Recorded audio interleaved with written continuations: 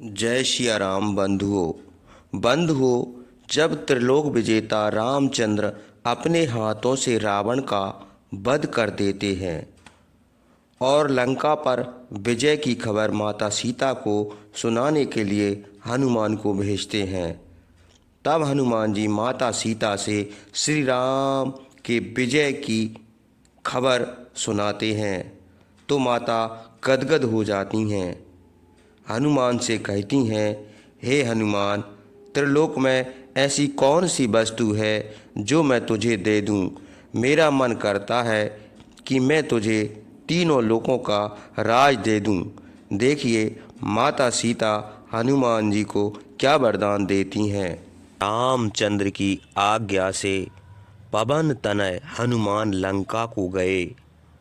राक्षसों ने उनका बड़ा सम्मान किया। फिर वे विभीषण की आज्ञा लेकर अशोक वाटिका को गए। सीता उनको पहचान गई। हनुमान ने भी मलिन वस्त्र पहने हुए सीता को क्रूर ग्रह से पीड़ित रोहिणी के समान देखा। वे वृक्ष के नीचे दुखित बैठी थीं। उनके चारों ओर राक्षसियां बैठी थीं। हनुमान ने समीप जाकर उनको प्रणाम किया। महाबली हनुमान को देखकर सीता को बड़ा हर्ष हुआ। वानर वीर हनुमान रामचंद्र का संदेश उनसे कहने लगे, हे वैदेही, लक्ष्मण, सुग्रीव, विभीषण और सब वानरों के साथ महाबली रामचंद्र कुशल पूर्वक हैं। युद्ध में उनकी विजय हुई है।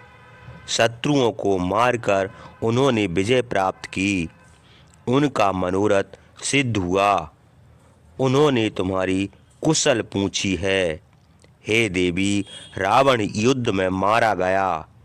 यह प्रिय समाचार हम तुमको सुनाते हैं। तुम्हारे प्रभाव से युद्ध में रामचंद्र को विजय मिली। अब तुम अपना चित्त स्वस्थ करो और सब व्यथा दूर करो।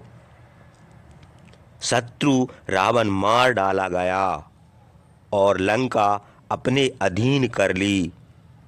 रामचंद्र ने कहा है कि रावण जब से सीता को हर ले गया है तब से उनको नींद नहीं आई।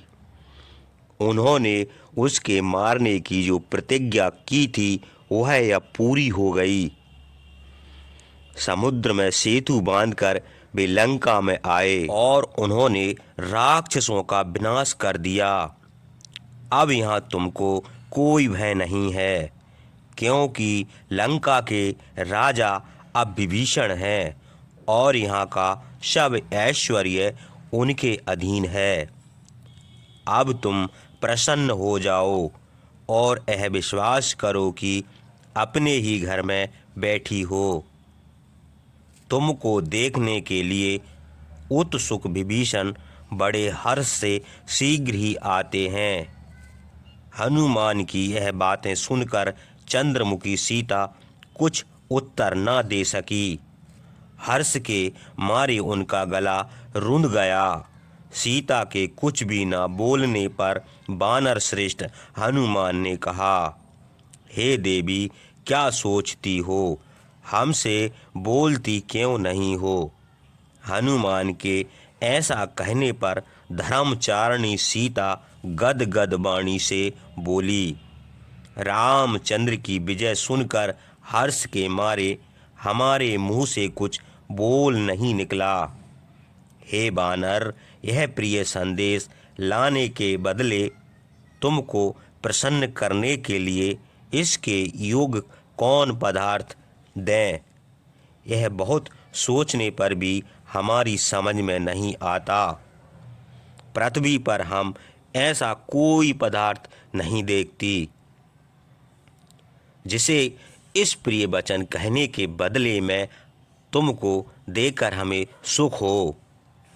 अनेक प्रकार के रत्न, सुवर्ण और तीनों लोकों का राज भी इस संदेश के बदले में देना तुच्छ है।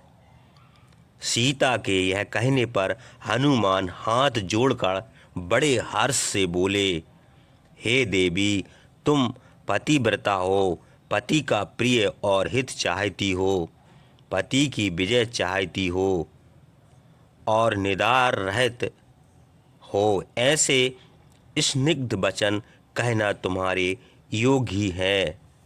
तुम्हारे ये प्रिय वचन देवताओं के राज्य से और सब रत्नों से भी बढ़कर हैं। देवताओं का राज्य यदि सब कुछ हमको प्राप्त हुआ, क्योंकि आज हम युद्ध में शत्रुओं को मारकर विजय पाते हुए रामचंद्र को प्रसन्न देखते हैं। हनुमान के यह वचन सुनकर जनक नंदिनी सीता फिर बोली, तुम शुभ लक्षणों से युक्त हो, मधुर गुण तुम्हारा आभूषण है, बुद्धि के 8 अंग तुम में मौजूद हैं। तुम ऐसे वचन क्यों ना कहो। तुम पवन के परम धार्मिक पुत्र, तुम्हारा बल और तुम्हारी वीरता सराहनीय है। पराक्रम, उदारता, तेज, धैर्य, क्षमा और नम्रता आदि सब श्रेष्ठ गुण तुम में है। इतने अधिक गुण और किसी में नहीं देखे जाते। फिर तुम ऐसे वचन क्यों ना कहो।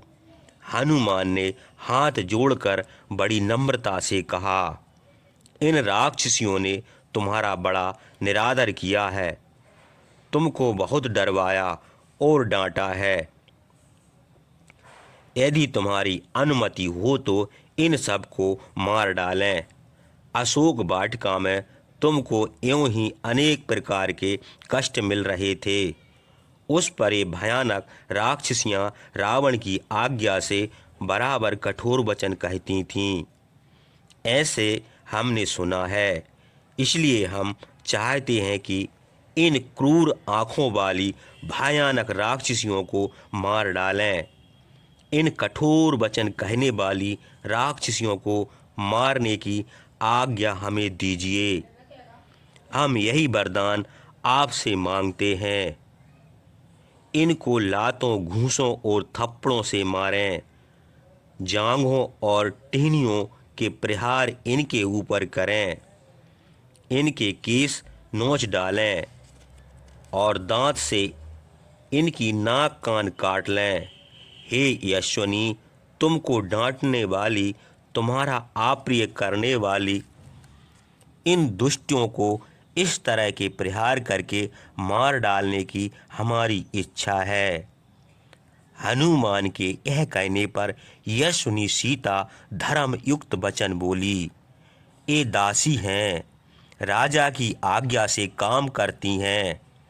आज्ञा का पालन ना करें तो इनको दंड दिया जाए, इसलिए इनके ऊपर क्रोध ना करना चाहिए। हे वानर श्रेष्ठ, हमारे दुर्भाग्य से पूर्व जन्म के दुष्कर्मों के फल स्वरूप यह दुख हमें मिला है। समय के फेर से यह कलेश हमको मिलना ही था, इसमें इनका कोई दोष नहीं है। रावण की आज्ञा से ये हमको धमकाती थीं। उनके मारे जाने पर अब वैसा बर्ताव नहीं करती। उन पौराणिक बातों पर जो रीछ ने बाघ से कही थी, तुम ध्यान दो, दूसरों के अधीन रहकर पाप करने वाले को सज्जन पुरुष पापी नहीं कहते, और उन लोगों के उपकार करने पर उनसे बदला नहीं लेते, क्योंकि उनके दोषी वे लोग नहीं हैं। तुमको इनके दोषों और वध के योग समझते हो, किंतु हम इनका कोई अपराध नहीं समझते, इसलिए इन बेचारियों पर दया करना चाहिए। इनकी दयनीय दशा को देखो। मनुष्य की हिंसा करना राक्षसों का काम ही है। रावण की आज्ञा से इन राक्षसियों ने हमारे साथ जो बर्ताव किया है, उसका बदला इनसे लेना उचित नहीं है, क्योंकि ये पराधीन है। सीता के यह कहने पर बोलने में चतुर हनुमान ने कहा, आप रामचंद्र की धर्मपत्नी हैं, ऐसा कहना आपके योग ही है। अब मैं रामचंद्र के पास जाता हूँ। जो संदेश आप कहिए वह मैं उनसे निवेदन करूँ। सीता ने कहा, हे बानर श्रेष्ठ, अब मैं रामचंद्र को देखना चाहती हूँ। सीता के यह वचन कहने पर पवन तनय हनुमान ने बड़े हर्ष से उत्तर दिया, हे देवी, पूर्ण चंद्रमा के समान जिनका मुंह है, जिन्होंने शत्रुओं का विनाश कर दिया है, उनकी मित्रता स्थिर रहती है। इंद्र के समान उन रामचंद्र को लक्ष्मण के साथ शची के समान तुम देखोगी। साक्षात लक्ष्मी के समान शोभायमान सीता से यह कहकर महावेगवान हनुमान रामचंद्र के पास आए। धनुर्धनों में श्रेष्ठ महाप्रज्ञ रामचंद्र के पास आकर हनुमान ने कहा, जिसके लिए बड़े बड़े उद्योग किए, समुद्र में सेतु बांधा गया, सेना और कुटुंब सहित रावण का विनाश किया गया, शोक से पीड़ित उन सीता को बुलाकर आप देखिए। आपकी विजय सुनकर सीता की आंखों में आंसू भर आए। वे हमको पहचानती थीं, इसलिए हमारा विश्वास करके युद्ध में विजयी आपको और लक्ष्मण को देखना चाहती हैं। उन्होंने हमसे कहा है। हनुमान की यह बात सुनकर धर्मात्माओं में श्रेष्ठ रामचंद्र मन में कुछ सोचने लगे और उनकी आंखों में आंसू भर आए। उन्होंने पृथ्वी की ओर देखकर एक लंबी सांस छोड़ी और पास बैठे हुए विभीषण से कहा, सीता को सिर से स्नान कराओ, दिव्य आभूषणों और अंगराग से विभूषित करके शीघ्र उनको यहाँ ले आओ। रामचंद्र की आज्ञा पाकर विभीषण अपनी स्त्री को साथ लेकर बहुत शीघ्र सीता के पास गए। विभीषण की स्त्री ने रामचंद्र का संदेश सीता से कहा, हे कल्याणी, तुम स्नान करके दिव्य आभूषण और दिव्य अंगराग से भूषित होकर शिविका पर बैठो। रामचंद्र ने तुमको बुलाया है, वे तुमको देखना चाहते हैं। यह सुनकर सीता ने उत्तर दिया, स्नान किए बिना ही हम शीघ्र रामचंद्र का दर्शन करना चाहते हैं। विभीषण ने कहा, नहीं, रामचंद्र ने जो आज्ञा दी है उसका पालन तुमको करना चाहिए। पतिव्रता साध्वी सीता ने विभीषण की बात स्वीकार कर ली। तब युवती स्त्रियों ने सीता को सिर से स्नान कराया, महामूल्य आभूषण और वस्त्र पहनाए। शिविका में बैठकर उसके ऊपर पर्दा डाल दिया गया। विभीषण ने बहुत से राक्षस शिविका की रक्षा के लिए साथ कर दिए। विभीषण बड़े हर्ष से महात्मा रामचंद्र के पास गए और सीता का आगमन उनसे निवेदन किया। रामचंद्र उस समय बड़े चिंतित थे। सीता बहुत दिनों तक राक्षस के घर में रही, इसी बात को वे अपने मन में सोच रहे थे।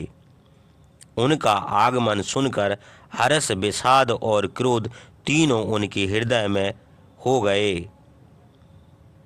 सीता के आने से उनको विशेष हर्ष न हुआ। पास ही खड़े हुए विभीषण